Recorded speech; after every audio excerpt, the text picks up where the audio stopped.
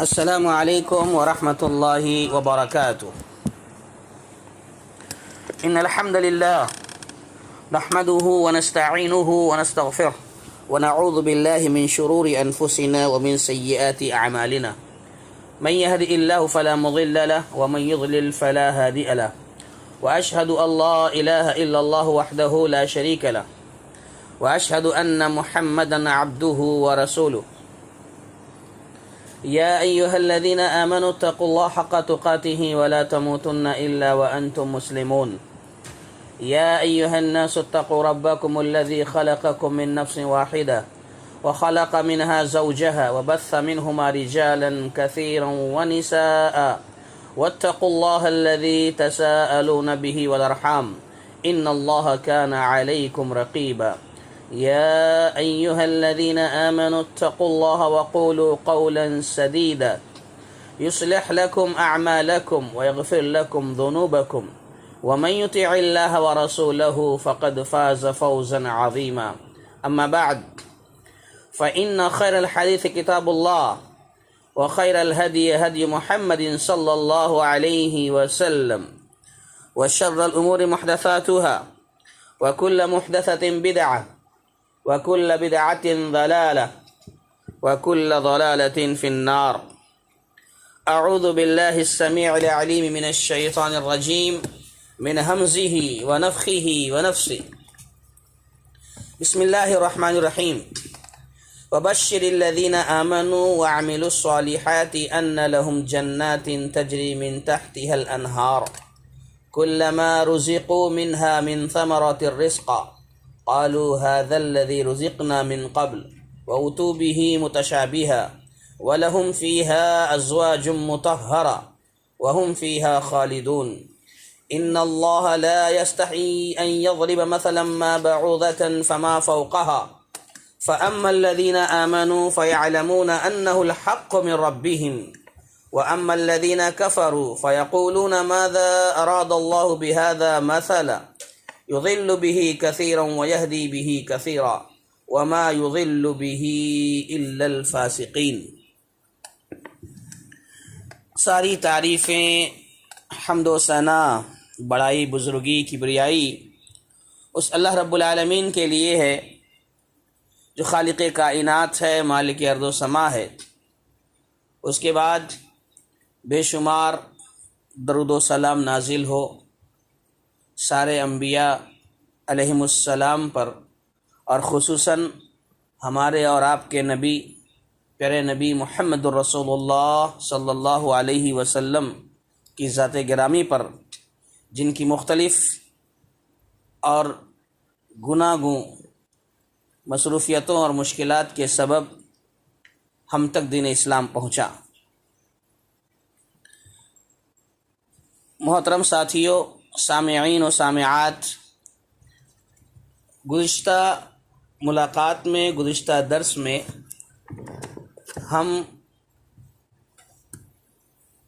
وقودها الناس والحجارہ اعدت للکافرین یہاں تک کہ ہم نے باتیں سماعت کی تھیں، یعنی اب یہاں سے ہم آغاز کر رہے ہیں آج وبشر الذین آمنوا وعملوا الصالحات۔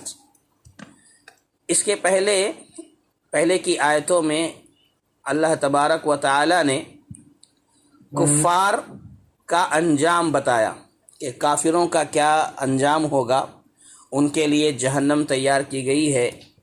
یہ بات واضح کرنے کے بعد، یعنی جب کفار کا انجام بیان کیا گیا تو نیک اعمال کرنے والے اہل ایمان کے انعام کا بھی تذکرہ کر دیا گیا۔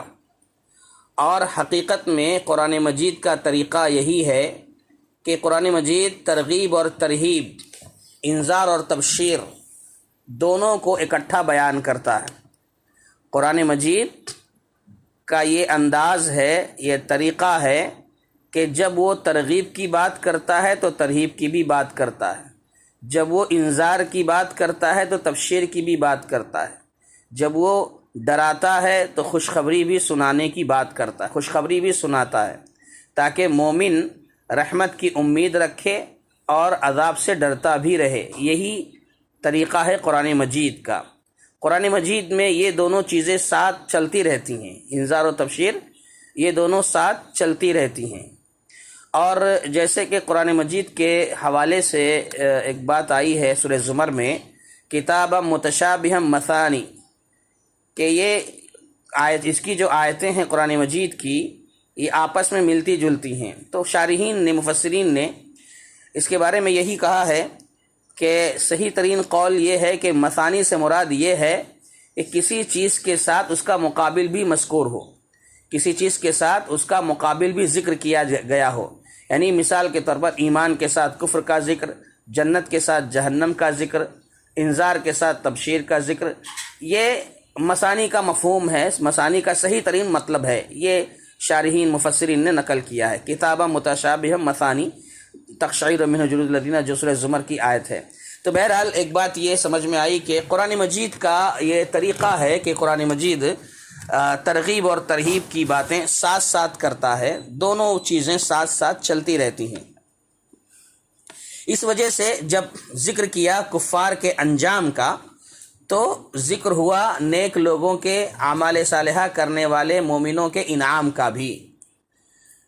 اچھا، اب یہاں پر دیکھیے ایک بات اور، اللہ تبارک و تعالیٰ نے جو سب سے پہلا لفظ استعمال کیا، وبشر الذین آمنوا، کہ آپ کیا کیجئے، خوشخبری سنائیے مومنوں کو۔ ترجمہ دیکھ لیجئے، وبشر الذین آمنوا وعملوا الصالحات، مومنوں کو خوشخبری سنا دیجئے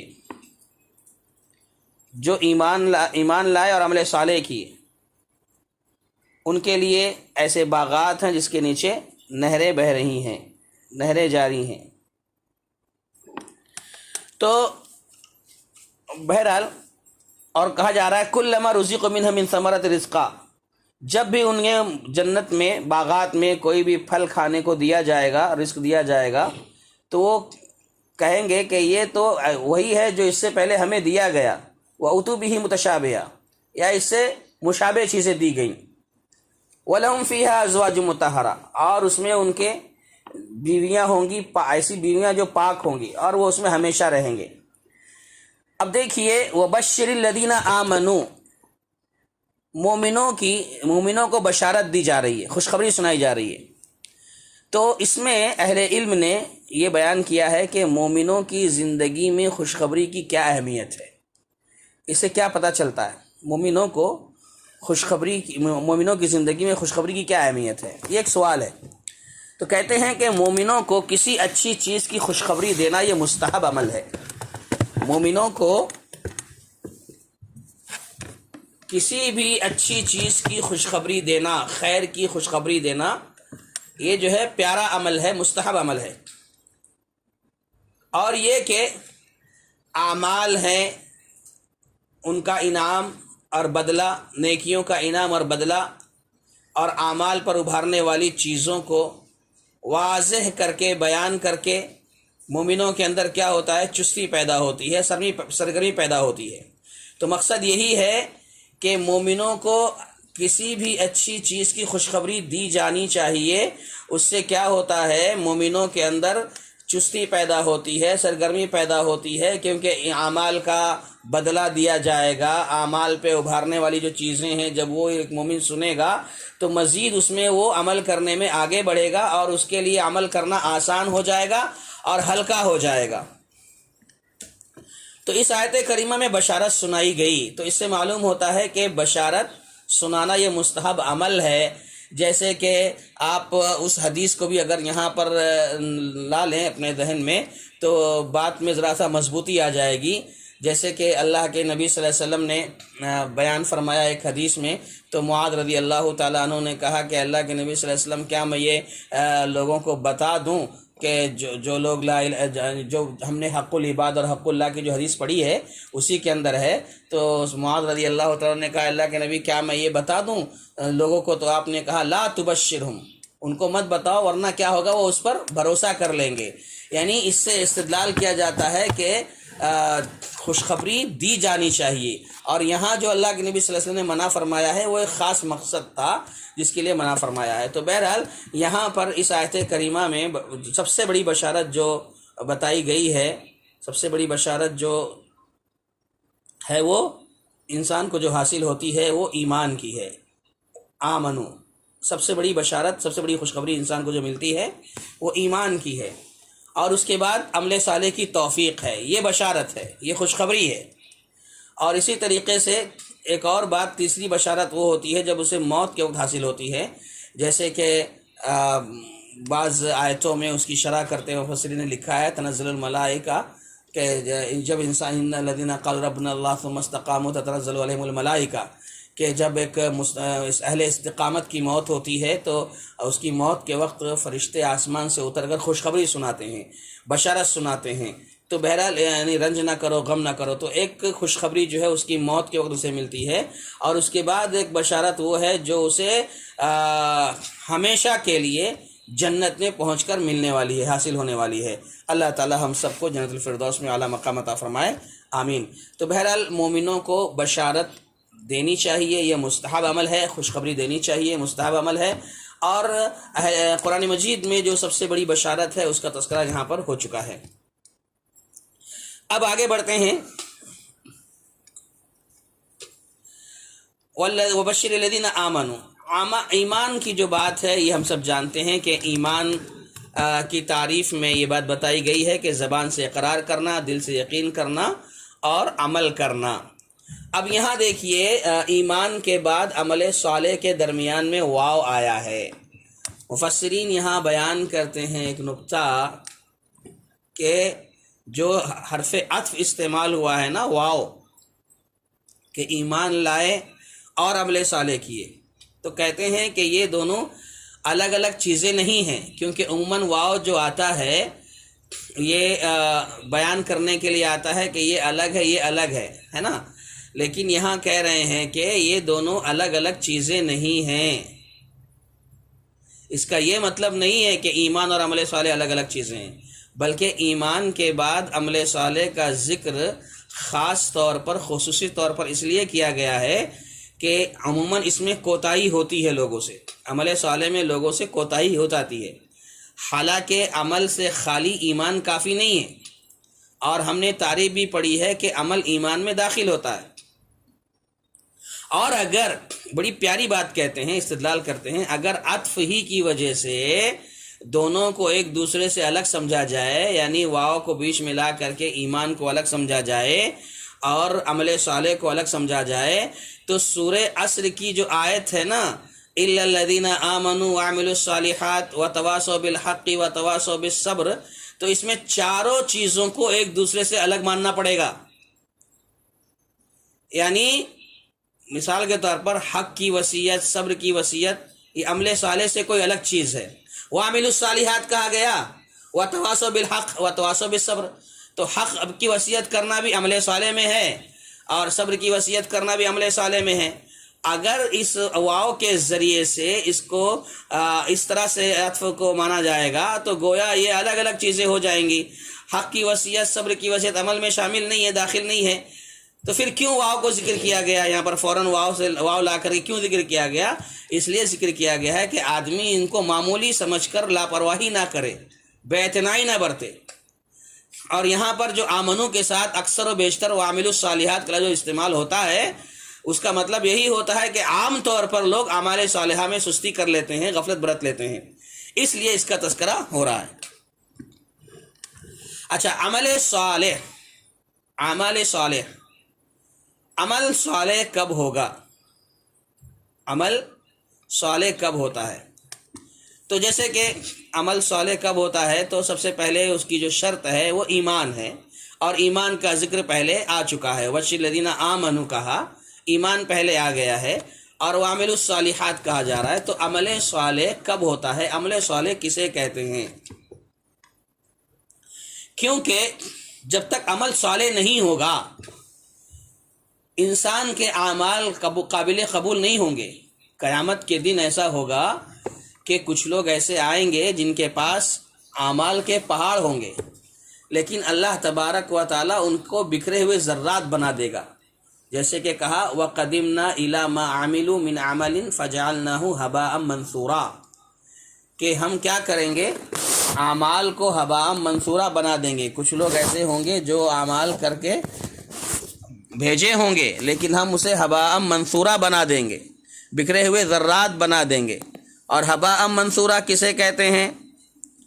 اس کے بارے میں آپ جانتے ہیں کہ جب دھوپ نکلتی ہے اور ہمارے دروازوں سے، کھڑکیوں سے یا کہیں کسی سوراخ سے جو سورج کی کرنیں نمودار ہوتی ہیں اور ان کرنوں میں جو باریک سے ذرات نظر آتے ہیں، اور اسی کو کہا جاتا ہے ہباء منثورا۔ ہبا اسی کو کہتے ہیں۔ آپ اس کو ہاتھ میں پکڑو تو آپ کے ہاتھ میں آتے نہیں ہیں، بڑے بے وقت اور بے حیثیت ہوتے ہیں وہ، تو اسی کو کہا گیا ہباء منثورا، بکھرے ہوئے ذرات جس کی کوئی حیثیت نہیں ہے۔ تو بہت سارے اعمال ایسے ہوں گے جن کی اللہ تعالیٰ کے پاس کوئی حیثیت نہیں ہوگی، سب بکھرے ہوئے ذرات اللہ تعالیٰ کر دے گا۔ تو اس لیے عمل کو صالح ہونا چاہیے، اور عمل صالح ہونے کے لیے سب سے بنیادی چیز ہے ایمان۔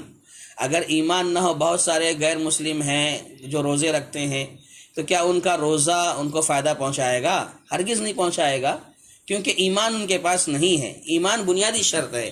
اب جیسے کہ عائشہ رضی اللہ تعالیٰ عنہ بیان فرماتی ہیں کہ وہ کہتی ہیں، یا رسول اللہ، ابن جدعان کان فی الجاہلیت یصل الرحم ویطعم المسکین، کہ عبداللہ بن جدعان جو تھا اس زمانے جاہلیت میں صلہ رحمی کرتا تھا، رشتوں کے حقوق کو ادا کرتا تھا اور کھانا کھلایا کرتا تھا، مہمان نوازی میں بہت آگے تھا۔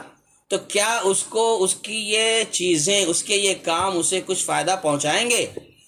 قال لا ينفعه، اللہ کے نبی صلی اللہ علیہ وسلم نے فرمایا کہ نہیں، اس کا یہ کھلانا پلانا صلہ رحمی اسے فائدہ نہیں پہنچائیں گے۔ انہ لم یقل یوما، کیونکہ اس نے اپنی زندگی میں کبھی بھی یہ نہیں کہا رب اغفر لی خطیئتی یوم الدین، کہ میرے رب مجھے قیامت کے دن بخش دینا، یعنی رب پر اسے ایمان ہی نہیں تھا، وہ ایمان نہیں لایا، جس کی وجہ سے اس کے سارے اعمال جو ہوں گے، اچھے اعمال، وہ اللہ کی بارگاہ میں قبول نہیں ہوں گے۔ یہ عائشہ رضی اللہ عنہ بیان فرماتی ہیں کہ اللہ کے نبی صلی اللہ علیہ وسلم نے پوچھا انہوں نے، اور یہ بڑی معروف سی بات ہے۔ تو بہرحال کہنے کا مطلب یہ ہے کہ عمل قابل قبول ہونے کے لیے، صحیح ہونے کے لیے ضروری ہے کہ ایمان ہو، اور اس کے بعد ایمان کے بعد دو بنیادی شرطیں جو بڑی ہی معروف ہے وہ بیان کی گئی ہیں۔ پہلی شرط ہے کہ کوئی بھی عمل ہو تو اللہ کے لیے خاص ہو، اللہ کے لیے ہو، جیسے سورہ کہف کی آخری آیت ہے فَمَنْ كَانَ يَرْجُو لِقَاءَ رَبِّهِ فَلْيَعْمَلْ عَمَلًا صَالِحًا وَلَا يُشْرِكْ بِعِبَادَةِ رَبِّهِ أَحَدًا۔ تو یہاں پر یہ بتایا جا رہا ہے کہ اللہ رب العالمین سے اگر ملاقات کی امید ہو تو اللہ کے علاوہ کسی کی عبادت نہیں کی جائے، اللہ کی عبادت میں کسی کو شریک نہ کیا جائے، یعنی اخلاص چاہتا ہے، عمل اخلاص چاہتا ہے صالح ہونے کے لیے۔ دوسری شرط ہے سنت کے موافق ہو، اللہ کے نبی صلی اللہ علیہ وسلم کے طریقے کے موافق ہو، جیسے کہ حدیث میں آیا من عامل عملا لیس علیہ امرنا فہو رد، کہ جو کوئی ایسا عمل کرے، ایسا کام کرے جو ہمارے دین میں نہیں، ہماری شریعت میں نہیں ہے، تو فہو رد، وہ رد ہے، وہ مردود ہے، مطرود ہے، اس کو وہ قبول نہیں ہوگا۔ تو دو شرطیں ہوئیں، ایک اخلاص اور دوسرے موافق السنہ ہوئی۔ موافق السنہ میں، سنت کے موافق میں ایک استدلال ایک حدیث سے اور کرتے ہیں اہل علم، وہ یہ حدیث ہے کہ اللہ کے نبی صلی اللہ علیہ وسلم گھر میں نہیں تھے، تو صحابہ کرام میں کے زمانے میں 3 افراد عائشہ رضی اللہ تعالیٰ عنہ کے پاس آئے اور ان سے پوچھتے ہیں کہ اللہ کے نبی صلی اللہ علیہ وسلم کی عبادتیں کیسی ہوتی ہیں؟ تو عائشہ بیان فرماتی ہیں کہ اللہ کے نبی صلی اللہ علیہ وسلم قیام بھی کرتے ہیں، رات میں سوتے بھی ہیں، اور روزہ بھی کرتے ہیں، افطار بھی کرتے ہیں، روزہ چھوڑتے بھی ہیں۔ تو وہ تینوں نے آپس میں کہا کہ یہ تو اللہ کے نبی صلی اللہ علیہ وسلم ہیں، ہم تو ایک ادنا سے مسلمان ہیں، اب ہم کیا کریں گے؟ تو ان میں سے ایک کہتا ہے کہ میں رات بھر کیا کروں گا، نماز ہی پڑھوں گا، سوؤں گا نہیں۔ دوسرا کہتا ہے کہ میں ہمیشہ روزہ ہی رکھوں گا، کبھی افطار نہیں کروں گا، یعنی کبھی دن میں ایسا نہیں ہوگا کہ میں کچھ کھاؤں گا، صرف روزہ ہی رکھوں گا۔ تیسرا کہتا ہے کہ میں کبھی شادی ہی نہیں کروں گا۔ جب اللہ کے نبی صلی اللہ علیہ وسلم آئے تو عائشہ رضی اللہ تعالیٰ نے جب بتایا کہ ایسا کچھ لوگ آئے تھے اور اس طرح کا واقعہ پیش آیا ہے، اللہ کے نبی صلی اللہ علیہ وسلم سب کو جمع کرتے ہیں اور خطاب کرتے ہوئے کہتے ہیں کہ کیا بات ہے، میں نے سنا ہے تم لوگوں میں سے بعض لوگ ایسی باتیں کرتے ہیں۔ تو اللہ کے نبی صلی اللہ علیہ وسلم نے سمجھایا، کہا انی اخشاکم واتقاکم، دیکھو میں تم لوگوں میں سب سے زیادہ اللہ سے ڈرنے والا ہوں، تقوی اختیار کرنے والا ہوں۔ اور آگے جو بات آپ نے بتائی وہ یہ فمن رغب عن سنتی فلیس منی، جو میری سنت سے اعراض کرے گا، میرے طریقے سے ہٹ کر چلے گا، وہ مجھ میں سے نہیں ہے۔ تو کہنے کا مطلب یہ ہوا کہ عمل قبول ہونے کے لیے نبی صلی اللہ علیہ وسلم کا طریقہ، نبی صلی اللہ علیہ وسلم کے طریقے کے موافق ہونا ضروری ہے۔ اب خلاف سنت ہو اور اسی طریقے سے اخلاص کے خلاف عمل ہو تو یہ عمل قابل قبول نہیں ہے۔ اور ایک بات یہ بھی ذہن میں رہے کہ اگر اخلاص ہو، نبی کے طریقے کے موافق نہ ہو تو بھی عمل مردود ہوگا، اور اگر نبی کے طریقے کے موافق ہو لیکن اخلاص نہ ہو تو بھی وہ عمل مطرود ہوگا، مردود ہوگا۔ تو بہرحال عمل صالح کب ہوگا؟ جب ایمان ہوگا، اور ایمان کے ساتھ اخلاص اور نبی صلی اللہ علیہ وسلم کے طریقے کے موافق ہوگا۔ معاذ رضی اللہ تعالی عنہ بیان فرماتے ہیں، العمل الصالح الذي فيه اربعۃ اشیاء، کہتے ہیں کہ عمل صالح اسے کہتے ہیں جس میں 4 چیزیں پائی جائیں۔ معاذ رضی اللہ تعالیٰ عنہ نے عمل صالح کی تفسیر میں ذکر کیا کہ عمل صالح اسے کہا جاتا ہے جس میں 4 چیزیں پائی جائیں۔ وہ 4 چیزیں کون سی ہیں؟ العلم والنیت والصبر والاخلاص، کہ علم ہونا چاہیے، نیت ہونی چاہیے، صبر اور اخلاص۔ یہ 4 چیزیں عمل صالح کو تقویت دیتی ہیں، عمل صالح بناتی ہیں اس کو۔ یہ 4 چیزیں ہیں۔ اور ایک خاص بات یہاں کہنے کی یہ ہے کہ انسان جو بھی عمل کرتا ہے وہ خیر کا عمل ہے، بھلائی کا عمل ہے، اعمال خیر ہوتے ہیں۔ یہاں پر اسی اعمال خیر کو اللہ تبارک و تعالی نے اعمال صالحہ سے ذکر کیا، صالحات کہا ہے، وَعَمِلُوا الصَّالِحَاتِ، صالحات کی تعبیر اللہ تعالیٰ نے استعمال فرمائی ہے۔ اور آپ کو یہ قرآن مجید میں بیشتر مقامات پر نظر آئے گا کہ اللہ تعالیٰ نے اعمال کے ساتھ صالحات کی تعبیر استعمال کی ہے، کیونکہ ان اعمال کے ذریعے سے اپنے بندے کے حالات، اللہ تعالیٰ اپنے بندے کے حالات اور اس کے دینی دنیاوی تمام امور اور اس کی دنیا اور آخرت کی زندگی کی اصلاح ہوتی ہے، اصلاح مقصود ہوتی ہے۔ اس لیے اللہ تبارک تعالیٰ نے صالحات کا ذکر فرمایا، یعنی اس طرح سے معاملہ یہ ہوتا ہے کہ اس کا شمار صالحین میں ہو جاتا ہے، نیک لوگوں میں ہو جاتا ہے، اس لیے صالحات کی تعبیر استعمال کی گئی ہے۔ تو وبشر الذین آمنوا وعملوا الصالحات، یہاں تک ہم نے اب تک بات سماعت کی۔ اس کے بعد ہے ان لہم جنات تجری من تحتها الانہار۔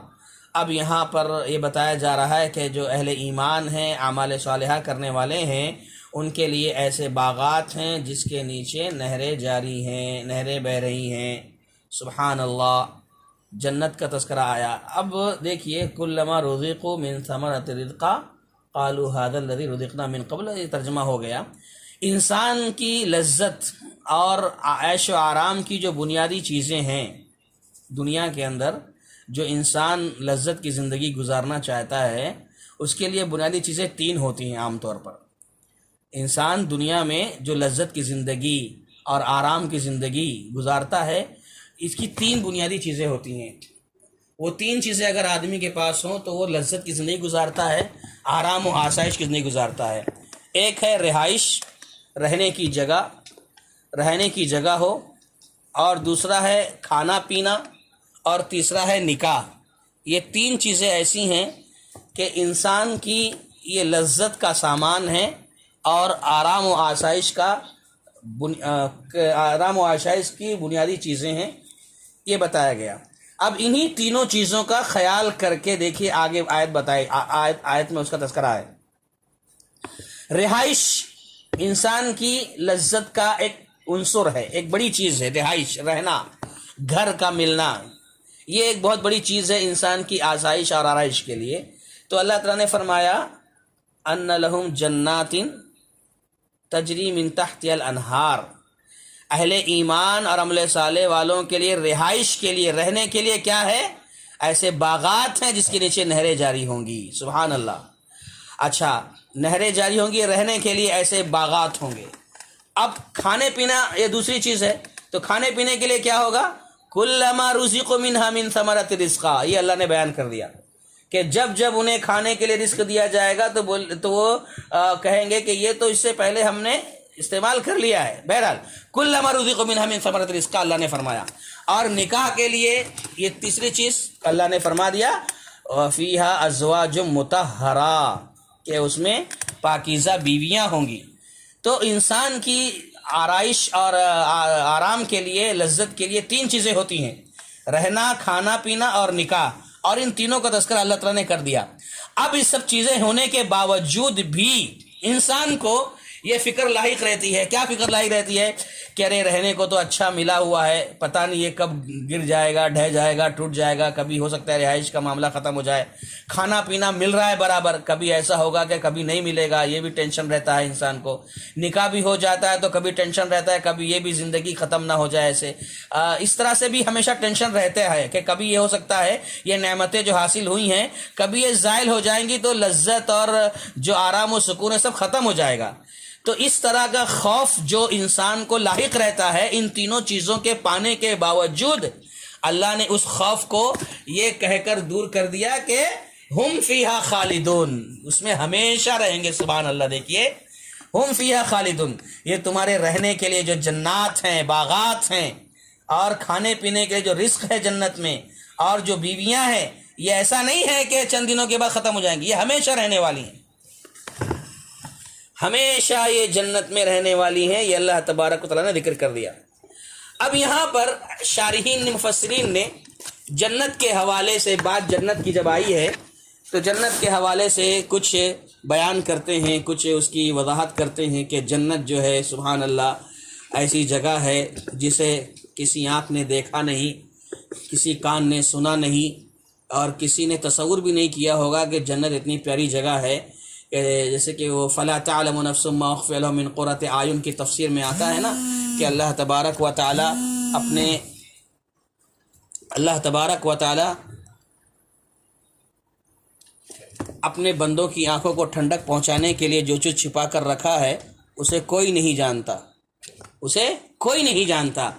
یعنی فیہا ما لا عین رأت ولا اذن سمعت ولا خطر علی قلب بشر، کسی آنکھ نے دیکھا نہیں، کسی کان نے سنا نہیں، اور کسی نے تصور بھی نہیں کیا. تو یہ جنت کے بارے میں ہے. اور جنت کے حوالے سے ایک حدیث اور بھی سماعت کر لیجئے جو مفسرین نے ذکر کی ہے اور ذکر کرتے رہتے ہیں کہ جنت کے بارے میں صحابہ کرام نے سوال کیا، اے اللہ کے نبی صلی اللہ علیہ وسلم، اللہ تعالیٰ نے جنت کو کیسے بنایا ہے؟ تو کہا جنت کی جو تعمیر ہوئی ہے، جنت جو بنائی اللہ تعالیٰ نے، کہا لبنۃ من فضة ولبنۃ من ذهب، کہ جنت میں جو دیواریں بنائی گئی ہیں اس میں جو اینٹیں استعمال ہوئی ہیں، ایک اینٹ سونے کی ہے اور دوسری اینٹ چاندی کی ہے. وملاتها المسک الاصفر، اور اس میں جو سیمنٹ استعمال ہوئے ہیں مشک عنبر کستوری کے ہیں. وحسباء اللؤلؤ والیاقوت، اور اس میں جو ریتیاں، سنگریزے، پتھر، کنکریاں استعمال ہوئی ہیں وہ لال و موتی یاقوت کی ہیں جو بڑے قیمتی پتھر ہوتے ہیں. وتربتها الزعفران، اور اس کی جو مٹی ہے زعفران کی ہے. سبحان اللہ، ایسی عالی شان جنت اللہ تبارک و تعالیٰ نے بنائی ہے. تو کہا ان لهم جنات تجری من تحت الانہار، ایسے باغات ہیں جس کے نیچے نہریں بھی بہہ رہی ہوں گی. جنات ہیں، باغات بھی ہیں، اور نہریں بھی ہیں جس کے نیچے نہریں بہہ رہی ہیں. اب نہر سے مراد کون کون سی نہریں ہیں، یہ قرآن مجید کی بہت ساری آیتوں میں اس کی وضاحت آئی ہے. انشاءاللہ وہ آگے ہم کبھی جب وہ آیتیں آئیں گی تو پڑھیں گے. مطلب یہاں صرف اتنا سمجھ لیجئے کہ جنت میں پانی کی نہر ہے، دودھ کی نہریں ہیں، شہد کی نہریں ہیں، شراب کی نہریں ہیں، یہ سب بہتی ہوں گی. وہ جسے چاہیں گے انہیں اپنی طرف پھیر لیں گے. سبحان اللہ. اللہ تعالیٰ جنت میں اتنا سکون دے گا، اتنا آرام دے گا، اور عیش و آرام کی ایسی چیزیں دے گا. یہ اس وقت ہوگا جب آدمی حقیقی معنوں میں دنیا میں صحیح معنوں میں اللہ کے مرضی کے مطابق زندگی گزارے گا. اللہ ہمیں اس کی توفیق عطا فرمائے کہ جنت میں جہاں باغات ہوں گے وہاں پر پانی کی نہر ہوگی، دودھ کی، شہد کی، اور شراب بھی ایسی شراب نہیں، شرابن طہورا کا ہے، پاکیزہ شراب ہوگی. اور جنتی بندے جیسے چاہیں گے، جب چاہیں گے انہیں اپنی طرف پھیر لیں گے. سبحان اللہ. اور وہی نہریں جنت کے درخت کو سیراب کریں گی، جنت کے درختوں کو سیراب کریں گی، اور مختلف اقسام کے قسم کے پھل پیدا ہوں گے جو کیا کریں گے، رزق کا انتظام، رزق کا کام کریں گے. کہا کلما رزقوا منها من ثمرۃ الرزق، جنات کا معاملہ ہو گیا، جنات کی تھوڑی وضاحت ہو گئی، اور انہار. کلما رزقوا منها من ثمرۃ الرزق قالوا هذا الذي رزقنا من قبل، جب بھی ان کو ان میں سے کھانے کو کوئی پھل دیا جائے گا تو کہیں گے یہ تو وہی جو پہلے ہمیں دیا گیا. یعنی دنیا میں کھایا ہے، کبھی سیب کھایا ہے، آم کھایا ہے، انار کھایا ہے. تو دنیا کے جو پھل ہیں جنت کا یہ پھل دنیا کے پھلوں کی جنس میں سے ہوگا، مفسرین کہتے ہیں اس میں دنیا کے پھلوں کی صفات ہوگی، ویسے شاید نظر آئیں گے، ہے نا۔ اوتو بھی متشابہہ میں کہتے ہیں کہ جو پھل انہیں دیا جائے گا وہ شکل و صورت میں دنیا کے پھل سے ملتا جلتا ہوگا۔ اوتو بھی متشابہہ جو آیت ہے اس کے حوالے سے مفسرین ذکر کرتے ہیں کہ یہ مشابہت جو ہے دنیا کے پھل سے ہوگی، مگر یہ مشابہت جو ہوگی شکل و صورت کے اعتبار سے یہ صرف نام یا شکل میں ہو سکتی ہے۔ جیسے نام ہم جیسے دنیا میں سیب کھاتے ہیں تو وہاں بھی اس کا نام شاید سیب ہو، یہاں آم کھاتے ہیں وہاں بھی اس کا نام آم ہو، یہاں تربوز کھاتے ہیں وہاں بھی اس کا نام تربوز ہو۔ ایسے جو بھی پھل کھاتے ہیں ہو سکتا ہے نام یا شکل میں مشابہت ہو، لیکن جنت کی نعمتوں کو دنیا کی نعمتوں سے کوئی نسبت نہیں ہے، کیونکہ ابھی آپ نے سنا نا کہ فیہا ما لا عین رات ولا اذن سمعت ولا خطر علی قلب بشر، کسی نے دیکھا نہیں، کسی نے سنا نہیں، کوئی تصور نہیں کر سکتا ہے۔ تو نام میں مشابہت ہو سکتی ہے، شکل میں مشابہت ہو سکتی ہے جنت کے پھلوں کی، لیکن جو جنت کی نعمت ہے دنیا کی نعمتوں سے اس کا کوئی جوڑ نہیں ہے، کوئی نسبت نہیں ہے۔ اچھا، اس کے بعد ہے وَلَهُمْ فِيهَا أَزْوَاجٌ مُطَهَّرَةٌ، ان کے واسطے، جنتیوں کے واسطے جنت میں ان کے لیے پاک بیویاں ہوں گی۔ اب یہاں پر ہی مفسرین نے ایک لفظ سے استدلال کیا ہے، مطہرۃ کہا ہے، ان کے لیے پاکیزہ بیویاں ہوں گی۔ اللہ نے یہ نہیں کہا کہ فلاں عیب سے پاک ہوں گی، یعنی اس عیب سے پاک ہوں گی، کسی چیز کی خصوصی طور پہ اس کو ذکر نہیں کیا کہ فلاں عیب سے پاک ہوں گی، بلکہ مطہرہ کا لفظ جو ہے یہ مطلق رکھا ہے، کیونکہ یہ جو پاکیزگی ہے، طہارت ہے، یہ پاکیزگی کی ساری قسموں کو شامل ہے۔ پاکیزگی کی جتنی بھی چیزیں ہوتی ہیں سب اس میں شامل ہیں، یعنی وہ بیویاں ایسی ہوں گی جن کے اخلاق پاک ہوں گے، ان کی پیدائش پاکیزگی پر ہوئی ہوگی، پاکیزگی پر ہوگی، ان کی زبان پاک ہوگی، ان کی نظر پاک ہوگی، ان کی جسمانی تخلیق میں بھی پاکی ہوگی، وہ کامل حسن و جمال کی مالک ہوں گی، ان کے اندر کسی قسم کا عیب نہیں ہوگا، کسی قسم کی جسمانی بدصورتی نہیں ہوگی، بلکہ وہ نیک سیرت خوبصورت ہوں گی، اور دنیا کے اندر جو بھی گندگی ہوتی تھی، حیض و نفاس کی یا اس طرح کی جو بھی چیزیں تھیں وہ ساری گندگی سے پاک ہوں گی۔ یہ ازواج مطہرہ کی تفسیر میں مفسرین نے لکھا ہے کہ یہ اللہ تبارک و تعالی انہیں پاکیزہ بیویاں عطا کرے گا۔ وَبَشِّرِ الَّذِينَ آمَنُوا وَعَمِلُوا الصَّالِحَاتِ أَنَّ لَهُمْ جَنَّاتٍ تَجْرِي مِن تَحْتِهَا الْأَنْهَارُ كُلَّمَا رُزِقُوا مِنْهَا مِن ثَمَرَةٍ رِزْقًا قَالُوا هَذَا الَّذِي رُزِقْنَا مِن قَبْلُ وَأُتُوا بِهِ مُتَشَابِهًا وَلَهُمْ فِيهَا أَزْوَاجٌ مُطَهَّرَةٌ وَهُمْ فِيهَا خَالِدُونَ۔ اس میں کیا کیا باتیں بتائی گئی کہ دیکھیے مومنوں کو اللہ تعالیٰ پہلے خوشخبری سنا رہا ہے، مومنوں کو اور اہل ایمان کو، ان کو نمبر 1 جنت ملے گی، نمبر 2 جنت کے نیچے نہریں ملیں گی، نمبر 3 کھانے کے لیے رزق ملے گا، اور وہ ایسا سمجھیں گے کہ یہ تو پہلے ہم کھا چکے ہیں، نام اور شکل ویسی ہوگی، نمبر 4 اور ان کے پاس پاکیزہ بیویاں ہوں گی، اور نمبر 5 وہ ختم ہونے والی نہیں ہوگی، اس میں ہمیشہ ہمیش رہیں گے۔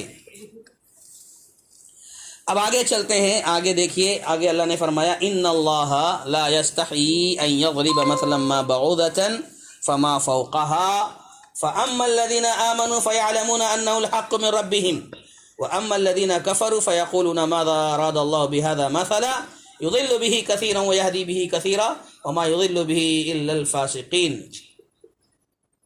یہاں دیکھیے زبردست باتیں ہو رہی ہیں، بڑی پیاری باتیں ہو رہی ہیں، اور سنیے اس کو بغور۔ کیا کہا اللہ تعالیٰ نے کہ یقیناً اللہ تعالیٰ کسی مثال کے بیان کرنے سے نہیں شرماتا، چاہے وہ مچھر کی مثال ہو یا اس سے بھی ہلکی چیز ہو۔ اللہ حیا نہیں کرتا، اللہ شرماتا نہیں ہے بیان کرنے میں۔ اور رہے ایمان والے تو اپنے رب کی طرف سے صحیح سمجھتے ہیں، جو بات اللہ تعالیٰ بیان کرتا ہے، مثال جو بیان کرتا ہے، ایمان والے اسے صحیح سمجھتے ہیں، اور کفار کہتے ہیں کہ اس مثال سے اللہ کا کیا مطلب ہے، کیا مراد ہے، فَأَمَّا الَّذِينَ كَفَرُوا فَيَقُولُونَ مَاذَا أَرَادَ اللَّهُ بِهَذَا مَثَلًا، اللہ اس مثال سے کیا مراد رکھتا ہے، کیا چاہتا ہے اللہ تعالیٰ؟ یضل بہ کثیرا ویہدی بہ کثیرا، اس کے ذریعے بہت سارے لوگ گمراہ کر دیتا ہے اور اکثر لوگوں کو راہ راست پر لے آتا ہے. بہت سے لوگ گمراہ ہو جاتے ہیں اور بہت سے لوگ ہدایت پا جاتے ہیں. وما یضل بہ الا الفاسقین، اور گمراہ تو صرف فاسق ہی ہوتے ہیں. اب یہاں دیکھیے سب سے پہلی بات وہ یہ کہ اللہ تبارک و تعالیٰ نے بیان فرمایا کہ ان اللہ لا یستحی ان یضرب مثلا ما بعوضۃ فما فوقها، کہ اللہ تبارک و تعالیٰ ایک مچھر کی بھی مثال بیان کرنے سے شرماتا نہیں ہے.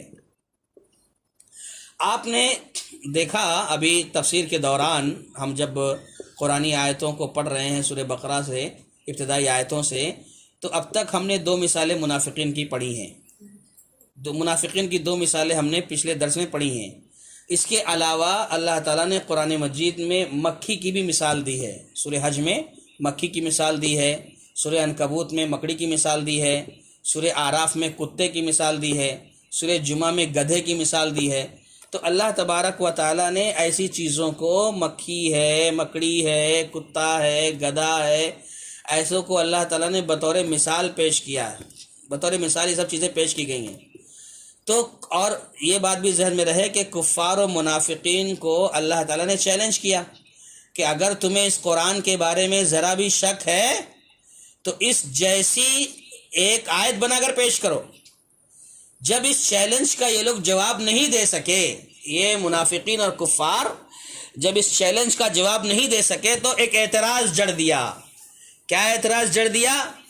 کہ اللہ کو ایسی مثالوں کی کیا ضرورت ہے، اللہ کو ایسی مثالوں کی کیا ضرورت تھی.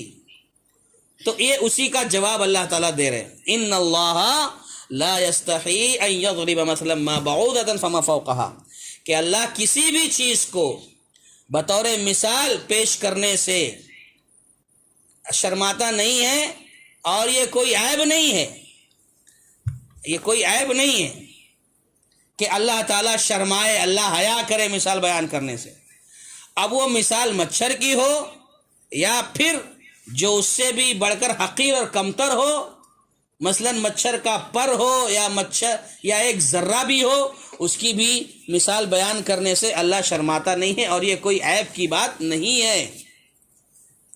تو بہرحال کہنا یہ ہے، مفسرین کہتے ہیں کہ یہ اعتراض کا مقام نہیں ہے، بلکہ یہ تو اللہ کا اپنے بندوں کو یہ تعلیم دینا ہے اور ان کے ساتھ بہتری کا معاملہ کرنا ہے. اللہ کا بلکہ یہ تو اللہ تعالیٰ اپنے بندوں کو تعلیم دے رہا ہے اور ان کے ساتھ بہتری مہربانی کا معاملہ کر رہا ہے. تو چاہیے تو یہ تھا کہ شکر ادا کریں، شکر کرتے ہوئے اسے قبول کر لیں، لیکن اس میں اعتراض کر رہے ہیں تو یہ اعتراض کا مقام نہیں ہے، یہ اعتراض کی جگہ نہیں ہے. تو بہرحال ان اللہ لا یستحی ان یضرب مثلا ما بعوضۃ میں ایک مثال جو بیان کی گئی اس کی تھوڑی سی وضاحت یہ ہوئی. اب دیکھیے اللہ تعالیٰ جب مچھر کی مثال بیان کرتے شرماتا نہیں ہے، اس کے بعد کہا فما فوقہا، یعنی اس سے بھی اوپر، اس کے اوپر. تو اس کے 2 معنی بیان کیے ہیں مفسرین نے. فما فوقہا کے 2 معنی بیان کیے ہیں. ایک تو یہ کہ اس سے بھی ہلکی اور ردی چیز بھی اگر ضرورت پڑے اللہ اس کی مثال بیان کرنے سے شرماتا نہیں ہے.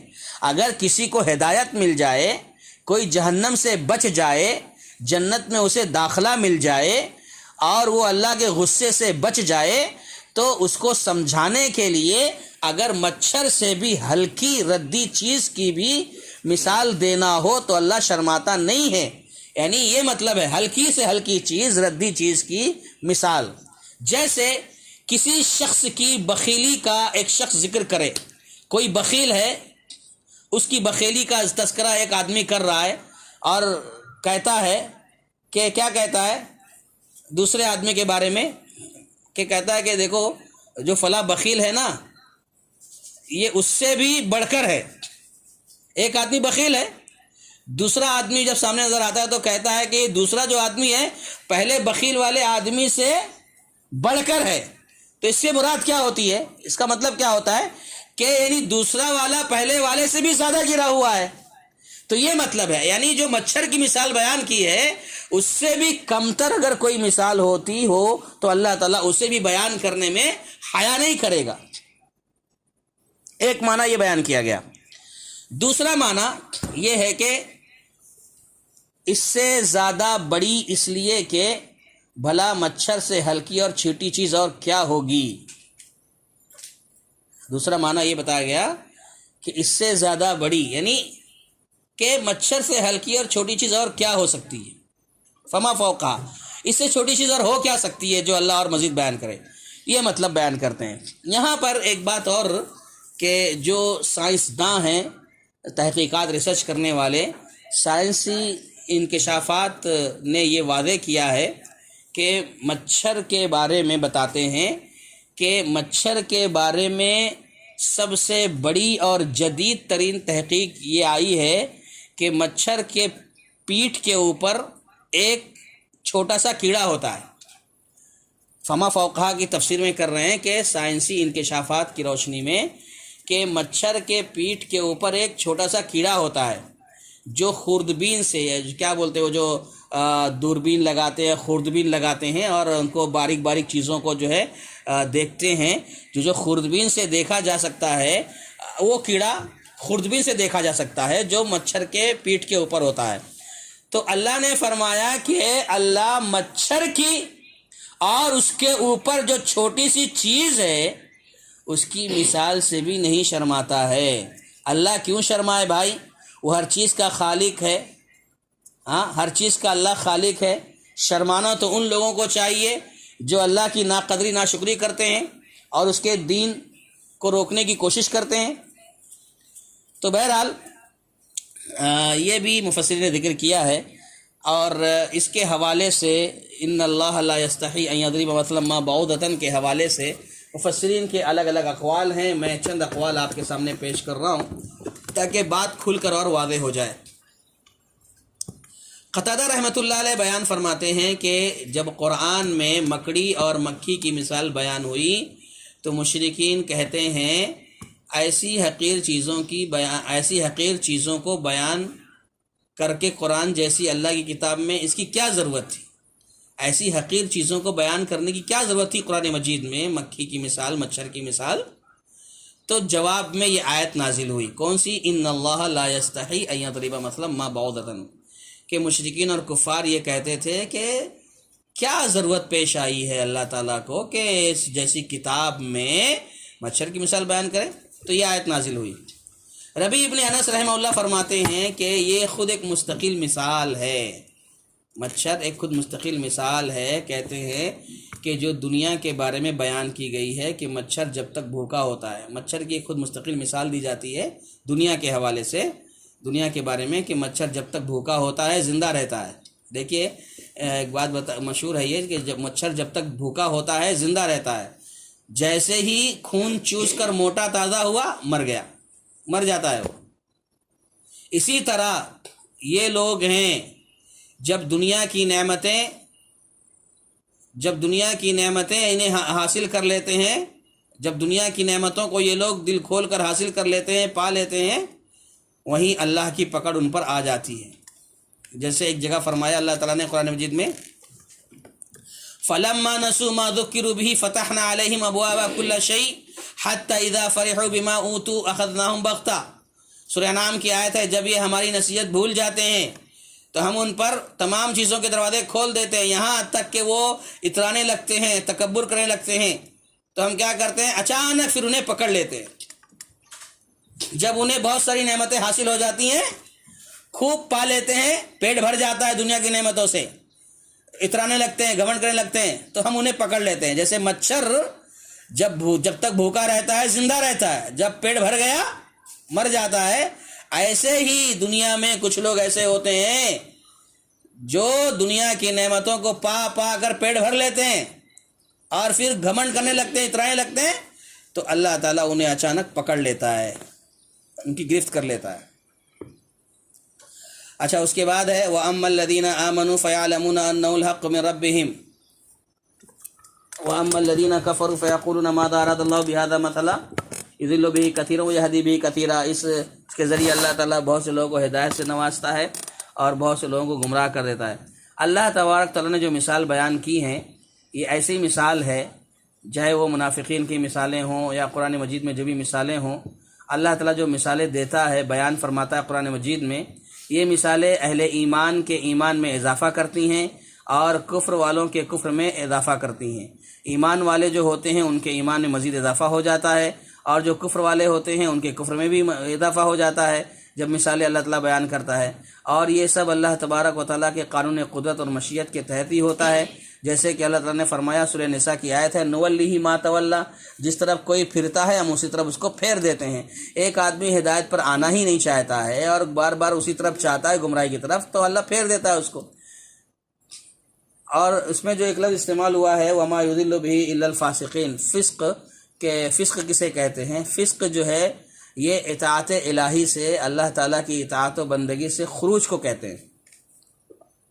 فسق اللہ تعالیٰ کی اطاعت سے خروج کو کہتے ہیں، جس کا ارتکاب کرنا عارضی اور وقتی طور پر ایک مومن سے بھی ہو جاتا ہے۔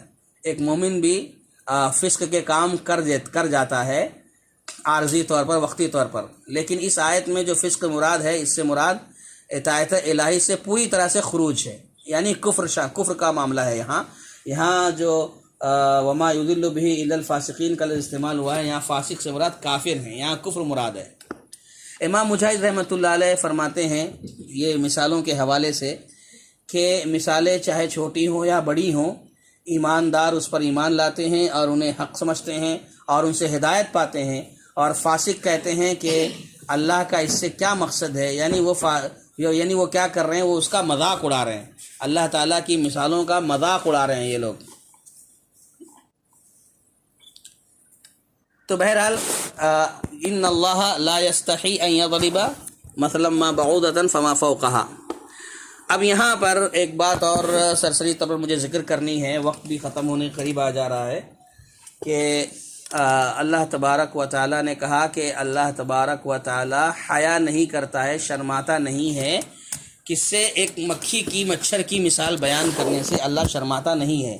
یہاں پر بعض مفسرین نے یہ بات بھی نقل فرمائی ہے، اسے استدلال کیا ہے کہ اللہ تعالیٰ کی ایک صفت حیا بھی ہے، اللہ تعالیٰ حیا کرتا ہے، شرماتا ہے۔ پیارے نبی صلی اللہ علیہ وسلم نے ارشاد فرمایا، ان اللہ حی کریم، اللہ تبارک و تعالیٰ حی ہے، کریم ہے۔ لیستحی من عبدہ اذا رفع یدیہ الی السماء ان یردہما صفرا، کہ بندہ جب اپنے دونوں ہاتھوں کو آسمان کی طرف اٹھا کر اللہ سے فریاد کرتا ہے تو اللہ تبارک و تعالیٰ کو حیا آ جاتی ہے، اللہ شرما جاتا ہے کہ اپنے بندے کے ہاتھوں کو خالی لوٹا دے۔ آپ اندازہ لگائیں کہ حیا جو ہے یہ ایک صفت ہے اللہ تعالیٰ کی، اللہ کو حیا آ جاتی ہے۔ اور ایک حدیث میں اللہ کے نبی صلی اللہ علیہ وسلم نے ارشاد فرمایا، استحیوا من اللہ حق الحیا، اللہ سے حیا کرو جیسے حیا کرنے کا حق ہے۔ یعنی دیکھو یہاں جو مثالیں بیان کی جا رہی ہیں، لوگوں کو چاہیے تھا کہ مثالوں کو سمجھ کر کیا کرتے، حیا کر اللہ کا شکر ادا کرتے، اور جو کچھ اللہ سے حیا کرنے کا حکم ہے حیا کرتے، جیسے کہ پیارے نبی صلی اللہ علیہ وسلم نے ارشاد فرمایا، استحیوا من اللہ حق الحیا، اللہ سے جیسے حیا کرنے کا حق ویسے حیا کرو۔ تو یہاں جو ہے کیا کر رہے ہیں، اعتراضات کر رہے ہیں، الٹی سیدھی باتیں کر رہے ہیں۔ تو بہرحال اللہ کے نبی صلی اللہ علیہ وسلم نے ارشاد فرمایا، استحیوا من اللہ حق الحیا، قال قلنا یا رسول اللہ انا، اے اللہ کے نبی صلی اللہ علیہ وسلم حیا کی جو بات ہے، انا لنستحی والحمدللہ، اے اللہ کے نبی صلی اللہ علیہ وسلم ہم حیا کرتے ہیں اور اس پر شکر بھی ادا کرتے ہیں، ہم اللہ تعالیٰ سے حیا کرتے ہیں اور اللہ کا شکر بھی ادا کرتے ہیں۔ آپ صلی اللہ علیہ وسلم نے فرمایا، قال لیس ذاک، یہ حیا نہیں ہے، جس طرح سے تم بات کر رہے ہو، صحابہ سے کہا یہ حیا نہیں ہے، حیا کا یہ حق نہیں ہے جیسے تم کہہ رہے ہو، جو تم نے سمجھا ہے یہ حیا نہیں ہے۔ اب آگے اللہ کے نبی فرما رہے ہیں صلی اللہ علیہ وسلم، وَلَكِنَّ الْإِسْتِحْيَاءَ مِنَ اللَّهِ حَقَّ الْحَيَاءِ أَن تَحْفَظَ الرَّأْسَ وَمَا وَعَى. لیکن حیا جو ہے اللہ تعالیٰ سے کرنا، جو اس کا حیا کا حق ہے وہ یہ ہے کہ ان تحفظ الراس وما وعا، کہ تم اپنے سر اور اس کے ساتھ جتنی چیزیں ہیں ان سب کی حفاظت کرو. اپنے سر کی حفاظت کرو اور اس سر سے ملی ہوئی جو بھی چیزیں ہیں جو اس کے ساتھ ہیں ان سب کی حفاظت کرو. وتحفظ البطن وما حوا، اور اپنے پیٹ کی حفاظت کرو، اور پیٹ اور اس کے اندر جو بھی چیزیں ہیں ان کی حفاظت کرو. وَلْتَذْكُرِ الْمَوْتَ وَالْبِلَا، موت اور ہڈیوں کے سڑ جانے کو یاد کرو. موت جب آئے گی اس کو یاد کرو. والبلا، جو انسانی جسم کی ہڈیاں ہیں یہ سڑ جائیں گی گل جائیں گی تو کہا اس کو یاد کرو. ومن اراد الآخرۃ ترک زینت الدنیا، اور جس نے آخرت کو چاہا اور دنیا کی زیب و زینت کو چھوڑ دیا، ترک کر دیا. فمن فعل ذلك فقد استحیا، جس نے ایسا کیا ذلك فقد استحیا من اللہ حق الحیا، تو اسی نے اللہ سے حیا کی. یعنی اللہ سے حیا کا جو حق تھا اسی نے اس کو پورا کیا. تو بہرحال اللہ تبارک و تعالی حیا کرتا ہے، اللہ تعالی شرماتا ہے، اللہ تعالیٰ کے پاس حیا کی صفت ہے، اور ایک مومن کو چاہیے کہ وہ اللہ سے حیا کرے. اور اللہ سے حیا کا مطلب جو ہے اس حدیث میں بیان کیا گیا، لیکن اس میں بعض باتیں جو ہیں کہ ان تحفظ الراس وما وعا، سر کی حفاظت کرو اور اس کے ساتھ جو چیزیں ہیں اس کی حفاظت کرو، پیٹ کی حفاظت کرو اور اس کے ساتھ جو چیزیں اس کی حفاظت کرو. اس کا کیا مطلب ہے؟ اب سر کی حفاظت کا مطلب یہ ہے کہ ہم اپنے سر کو غیر اللہ کے سامنے نہ جھکائیں، نہ انہیں سجدہ کریں، بلکہ اللہ تعالیٰ کے سامنے سجدہ کریں. اللہ نے فرمایا لا تسجدوا للشمس ولا للقمر واسجدوا للہ الذی خلقہن، کہ سورج اور چاند کو سجدہ مت کرو بلکہ سجدہ اس کو کرو، اس اللہ کو کرو جس نے ان سب کو پیدا کیا ہے. تو سر کی حفاظت کا مطلب سب سے پہلے یہ ہے کہ اپنے سر کو نہ جھکائیں سوائے اللہ کے، کسی اور کے سامنے، غیر اللہ کے سامنے نہ جھکائیں. اور اسی طریقے سے سر کی حفاظت کا جو مطلب ہے وہ یہ ہے کہ سر کو تکبر کی وجہ سے اونچا نہ کریں، متکبرانہ انداز میں اسے بلند نہ کرے. جیسے فرمایا وَلَا تُسَعِّرْ خَدَّكَ لِلنَّاسِ، اپنے گال کو لوگوں کے سامنے مت پھیلاؤ، یعنی پھیلا کر مت چلو. یعنی مطلب یہ ہے کہ تکبرانہ انداز سے اپنے سر کو اونچا نہ کرو. اسی طرح سے اس سے جڑی ہوئی چیزیں کیا ہے؟ تحفظ الراس، سر اور سر سے جڑی ہوئی چیزیں جو بھی ہے اس کی حفاظت کرو. تو سر سے جڑی ہوئی چیزیں کیا ہے؟ جیسے اعضاء ہے، آنکھ ہے سر کے اندر ہے، آنکھ، کان اور زبان کی حفاظت کی جائے. آنکھوں کی حفاظت کی جائے. آنکھوں کی حفاظت سے مراد کیا ہے؟ آنکھوں کی حفاظت سے مراد یہ ہے کہ ایسی چیزوں کی طرف نظر نہ اٹھائی جائے جس کو حرام کیا گیا ہے. اللہ نے فرمایا قل للمؤمنین یغضوا من ابصارہم، کہ مومنوں کو کہا گیا ہے کہ اپنی نگاہوں کو نیچے رکھیں. اور پھر کان ہے جو سر کے اندر ہے، کان کی حفاظت کریں اس طرح سے کہ حرام چیزوں کی طرف حرام چیزوں کو نہ سنیں. کان سے انسان ایسی الٹی سیدھی چیزیں کو نہ سنیں جن کا سننا حرام ہے. جیسے کہا قرآن مجید میں وَمِنَ النَّاسِ مَن يَشْتَرِي لَهْوَ الْحَدِيثِ لِيُضِلَّ عَن سَبِيلِ اللَّهِ بِغَيْرِ عِلْمٍ وَيَتَّخِذُهَا هُزُوًا أُولَٰئِكَ لَهُمْ عَذَابٌ مُّهِينٌ. اور بعض لوگ ایسے ہیں جو لہو الحدیث خریدتے ہیں. لہو الحدیث سے مراد یہ گانے بجانے، موسیقی ہیں. موسیقی جو آج سنتے ہیں، آج یہ عام ہو چکا ہے. تو کہا کہ اپنے کانوں سے ایسی چیزوں کو نہ سنیں. اور اسی طریقے سے سر سے ملی ہوئی چیز کیا ہے؟ زبان ہے. زبان کی بھی حفاظت ضروری ہے. یہ جسم کا ایک ٹکڑا ہے، جسم کا ایک اعضا ہے، اور یہ جسم کے اعضا میں سے سب سے زیادہ خطرناک ہے، سب سے زیادہ نقصان دہ ہے. کیونکہ اسی زبان سے غیبت ہے، چغلی ہے، جھوٹ ہے، تہمت ہے، گالی گلوچ ہے، بلکہ بہت ساری برائیاں جو اسی زبان سے ظاہر ہوتی ہیں، اسی زبان سے صادر ہوتی ہیں. اسی لیے اللہ کے نبی صلی اللہ علیہ وسلم نے ارشاد فرمایا من کان یؤمن باللہ والیوم الآخر فلیقل خیرا او لیصمت، کہ جو شخص اللہ پر اور آخرت کے دن پر ایمان رکھتا ہو اس کو چاہیے کہ وہ خاموش رہے. اور زبان کی حفاظت کے حوالے سے اللہ کے نبی صلی اللہ علیہ وسلم نے حدیث میں بیان فرمایا من یضمن لی ما بین لحیہ وما بین رجلیہ اضمن لہ الجنہ، کہ جو شخص اپنے دو جبڑوں کے درمیان یعنی زبان کی ضمانت دے، زبان کی گارنٹی دے، میں اسے جنت کی گارنٹی دیتا ہوں، جنت کی ضمانت دیتا ہوں۔ اور اسی طریقے سے پھر کہا گیا کہ پیٹ کی حفاظت کرو اور پیٹ سے ملی ہوئی چیزوں کی حفاظت کرو، پیٹ سے متصل چیزوں کی حفاظت کرو۔ پیٹ کی حفاظت سے مراد کیا ہے؟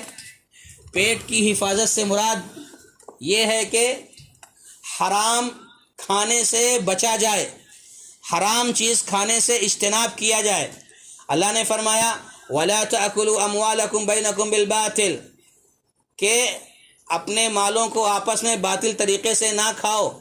اسی طرح یہ حکم بھی دیا گیا کہ اکل حلال کو اپنا معمول بناؤ، اکل حلال، حلال روزی کھاؤ، یہ تمہاری زندگی کا معمول ہونا چاہیے۔ اللہ نے فرمایا یا ایھا الذین آمنوا کلوا من طیبات ما رزقناکم، کہ اے مومنو، اے ایمان والو، پاکیزہ چیزیں کھاؤ، یعنی حلال چیزیں کھاؤ۔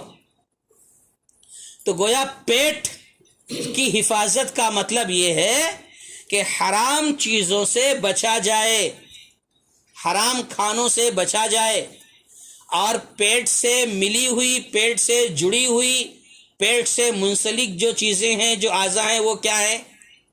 پیٹ سے تعلق دل کا ہے، شرمگاہ کا ہے، ہاتھ پیر کا ہے، یعنی دل کی حفاظت ہو، شرمگاہ کی حفاظت ہو، ہاتھ پیر کی حفاظت ہو۔ اب دل کا جو معاملہ ہے، دل جو ہوتا ہے یہ بہت ہی حساس اور نازک ہوتا ہے، اسی لیے اللہ کے نبی صلی اللہ علیہ وسلم نے فرمایا کہ انسانی جسم میں دل کو یہ مقام حاصل ہے کہ جب وہ درست رہتا ہے تو پورا جسم درست رہتا ہے، جب وہ بگاڑ پیدا کر لیتا ہے اپنے اندر، جب وہ بگڑ جاتا ہے تو پورا جسم بگڑ جاتا ہے، اور وہ دل ہے۔ اور اسی طریقے سے شرمگاہ کی حفاظت سے مراد کیا ہے؟ زنا کاری اور بدفعلی کی طرف آدمی نہ جائے، زنا کاری سے اپنے آپ کو بچائے۔ قرآن مجید نے کہا وَلَا تَقْرَبُوا الزِّنَا إِنَّهُ كَانَ فَاحِشًا وَسَاءَ سَبِيلًا، کہ اپنے آپ کو زنا کے قریب نہ لے جاؤ، یہ بہت ہی فحش کام ہے، برا کام ہے۔ یعنی دیکھیے جو حدیث بیان کی گئی نا، استحیوا من اللہ حق الحیا، کہ حیا اللہ سے ایسا ہی کرو جیسا کرنے کا حق ہے۔ اس میں یہ بتایا گیا کہ پیٹ اور اس سے متصل چیزوں کی حفاظت کرو، یہ اللہ کے حیا کے حق میں سے ہے۔ تو پیٹ کا معاملہ ہوا، اور اعضاء جو ہیں، اعضاء میں دل، شرمگاہ، یعنی زنا کے قریب نہ جاؤ۔ اسی طریقے سے پیٹ سے ملی ہوئی چیزیں جو ہے، ہاتھ پیر کی حفاظت کرو۔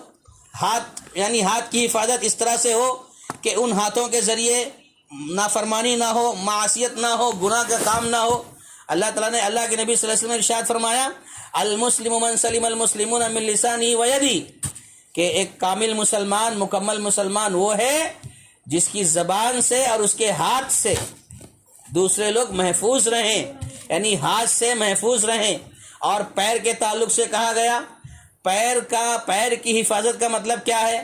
پیر کی حفاظت کا مطلب یہ ہے کہ لا تمشی فی الارض مرحا، کہ زمین پر اکڑ کر نہ چلو، یعنی اترا کر نہ چلو۔ جو منکرات ہیں، حرام چیزیں ہیں، ان کی طرف نیت کر کے مت جاؤ کہ اس کے ذریعے کسی کو تکلیف دی جائے۔ جو کچھ حرام ہے ان کی طرف اپنے پیر سے چل کر نہ جاؤ، یہ اللہ کا حکم، یہ اللہ تعالیٰ کا حکم ہے۔ پیر کی حفاظت کا مطلب کیا ہے؟ کہ ایسی جگہ جہاں حرام کام ہو رہے ہوں وہاں پر اپنے پیر کو لے کر مت جاؤ، وہاں سے چل کر مت جاؤ۔ اس کے بعد کہا موت کو یاد کرو، موت کو یاد کرو۔ کس کو؟ موت کو۔ اکثروا ذکر ہادم اللذات، یعنی الموت، موت کو یاد کرنے کا حکم دیا گیا۔ موت کو یاد کرو۔ دیکھیے اللہ تبارک و تعالیٰ سے حیا کی جو بات کی جا رہی ہے، اللہ سے حیا کا جو معاملہ ہے، سبحان اللہ، اس میں ایک چیز یہ بتائی جا رہی ہے کہ موت کو یاد کرو اور ہڈیوں کے سڑ جانے کو یاد کرو۔ اللہ اکبر۔ ایک دن آئے گا، موت آ جائے گی، ہڈیاں سڑ جائیں گی، گل جائیں گی۔ آج ہم قبریں جب کھودتے ہیں تو قبروں کے اندر سے آپ کو بعض دفعہ جو ہے ہڈیاں نکلتی ہوئی نظر آتی ہیں، ڈھانچے نکلتے ہوئے نظر آتے ہیں۔ تو یہ سب ہڈیاں ایک دن سڑ جاتی ہیں، گل جاتی ہیں۔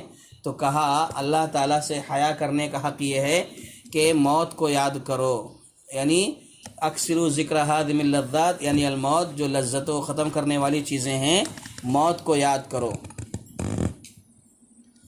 اور اس کے بعد کہا دنیا کی زیب و زینت، دنیا ومن اراد الآخرہ ترک زینت الدنیا، کہ جو شخص دنیا آخرت کو چاہے اور دنیا کی زیب و زینت کو چھوڑ دے تو کیا ہوگا؟ یہ حق ہے حیا کا، حق ادا ہوگا حیا کا۔ دنیا کی زینت کو چھوڑ دو۔ اللہ تبارک تعالیٰ نے فرمایا من کان یرید الحیات الدنیا وزینتها نوفی الیہم اعمالہم فیہا وہم فیہا لا یبخسون، جو شخص دنیا کی زندگی اور اس کی زینت کا ارادہ رکھتا ہو تو ایسوں کے ان تمام کاموں کو، اعمال کو یہیں پر بھرپور اللہ تعالیٰ دے دیتا ہے، پہنچا دیتا ہے، اور یہاں انہیں کوئی کمی نہیں کی جاتی۔ یعنی دنیا میں اللہ تعالیٰ جو چاہے گا انہیں دے دے گا، لیکن کیا ہوگا؟ آخرت میں ان کا کوئی حصہ نہیں ہوگا۔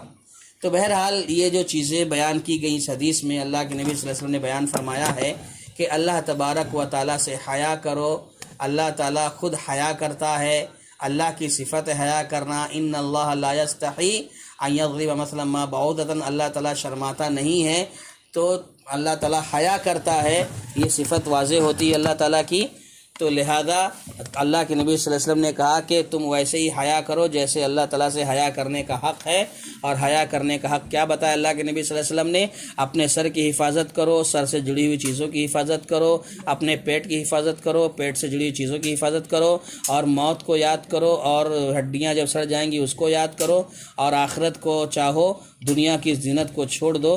تو کہا جو ان سب چیزوں کو اختیار کر لیتا ہے، ان چیزوں کا پابند ہو جاتا ہے، تو حقیقی معنوں میں اللہ سے حیا کرنے والا وہی بنے گا، اور اللہ سے حق کا حیا کا جو حق ہے وہی وہ حق ادا کرے گا۔ تو دوستوں اور ساتھیوں، خواتین اسلام، آج ہماری گفتگو یہیں تک ہو سکی ہے اور وقت ختم ہو چکا ہے۔ آج ہم نے صرف 2 آیتوں کی ہی وضاحت کی ہے اور وقت اس میں چلا گیا ہے۔ وَبَشِّرِ الَّذِينَ آمَنُوا وَعَمِلُوا الصَّالِحَاتِ أَنَّ لَهُمْ جَنَّاتٍ تَجْرِي مِن تَحْتِهَا الْأَنْهَارُ سے لے کر کے وَمَا يُضِلُّ بِهِ إِلَّا الْفَاسِقِينَ تک۔ باقی باتیں انشاءاللہ ہم کل کریں گے۔ اللہ تعالیٰ سے دعا ہے کہ اللہ رب العزت ہم جو باتیں سن رہے ہیں، سمجھ رہے ہیں قرآن مجید کے حوالے سے، اللہ تعالیٰ ہم کو ساتھ ہی ساتھ عمل کی بھی توفیق عطا فرمائے۔ آمین۔ وآخر دعوانا ان الحمد للہ رب العالمین۔ السلام علیکم ورحمۃ اللہ وبرکاتہ۔